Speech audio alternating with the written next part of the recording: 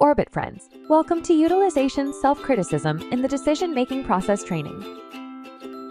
At the beginning of this video, you've seen a scenario where an individual was engaging in self-comparison and perceiving others as superior to themselves. Have you ever encountered a similar situation or any of the following 9 experiences? Make yourself responsible for all of your unfortunate experiences. Don't want to acknowledge your accomplishments or get satisfaction from them.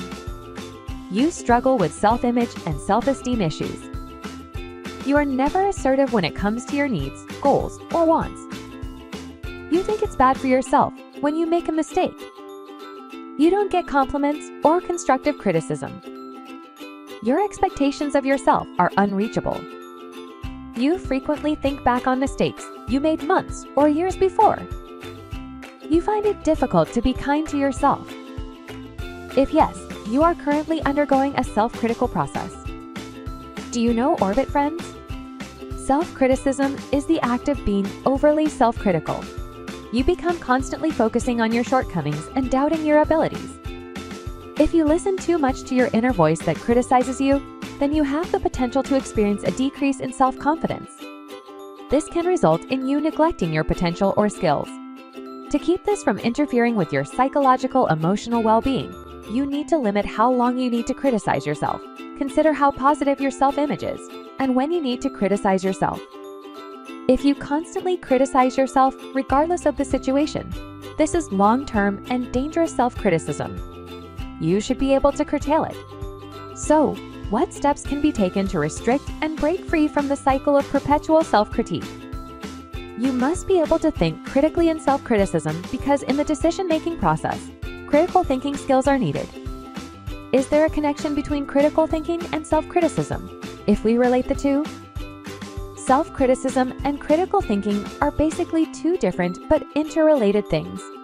Self-criticism is the process of evaluating oneself with the aim of improving oneself, while critical thinking is the ability to analyze information objectively and logically.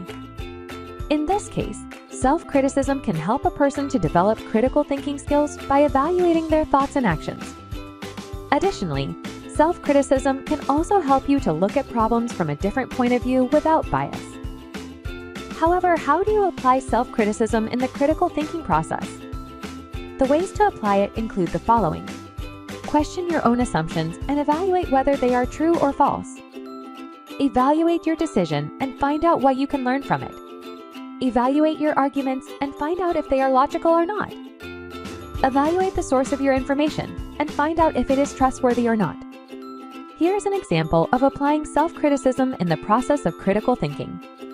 For instance, when you decide to purchase a product, you have the opportunity to question your own assumptions regarding the product's qualities, discerning their accuracy. Following the purchase, you can then appraise your decision and derive insights from the experience. Another instance is when you evaluate your own contribution in comparison to fresh goals set by your Chief Operating Officer. What is your part in the project? How much time will you need to devote to it, while still carrying out your other project completion duties? And several other aspects of the aim need to be considered. Well, Orbit friends, that's the discussion about utilization self-criticism in the decision-making process. Inspirational greetings. Good luck is always with you. Thank you.